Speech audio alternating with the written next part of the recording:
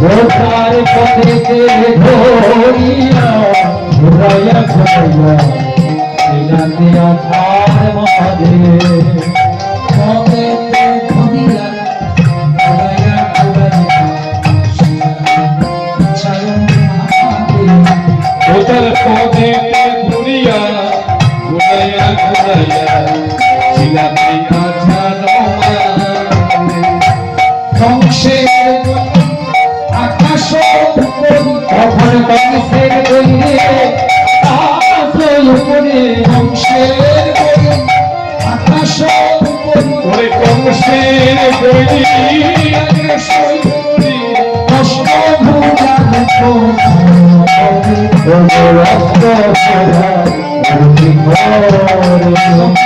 ধ্বংসের আকাশ অষ্টভুজার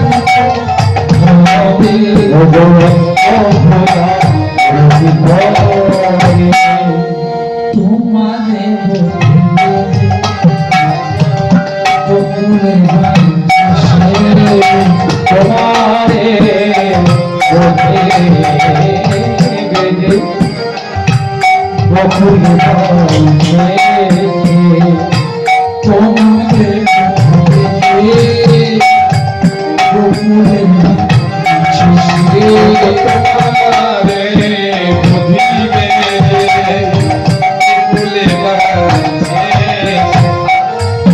আছে হেন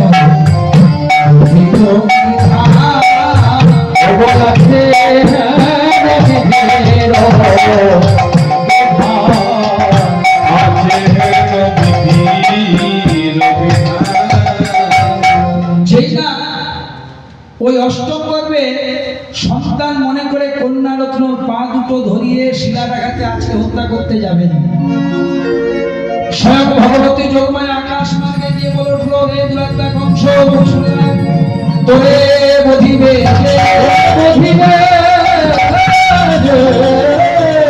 বকুলে বাড়িছে সে বকুলে বাড়ি তোরে বধিবে বকুলে বাড়ি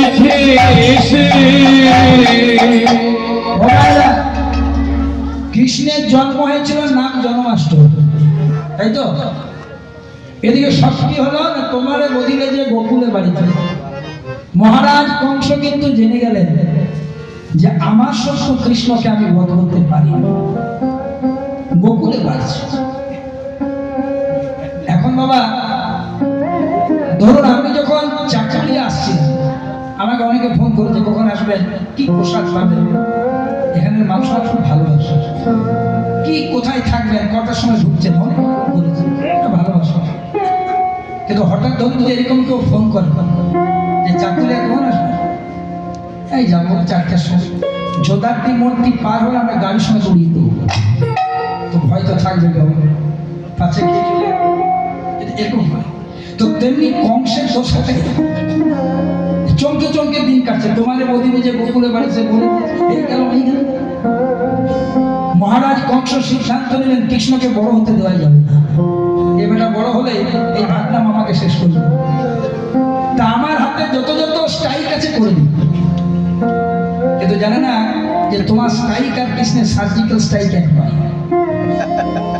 অ্যাকশন আর রিঅ্যাকশন তো থাকবে বাবা। সঙ্গে সঙ্গে মহারাজ কংস প্রথমে কাকে পাঠালেন জানেন? অঘাসুর, অজগর সাপের রূপ ধরে, বকাসুর বকের রূপ ধরে, ঘূর্ণাবত্তাসুর ঘূর্ণির মতন, তৃণাবত্তাসুর একে একে পাঠায় আর ভগবান কৃষ্ণ সকলকে হরি করে দেয়। যিনি সৃষ্টি স্থিতি ফলের মালিক তাকে কে মারবে বাবা? যে যায় কৃষ্ণের হাতে মারা যায়, এটা মারা যায় না বলবো, উদ্ধার হয়। ভগবানের হাতে যদি কেউ মারা যায়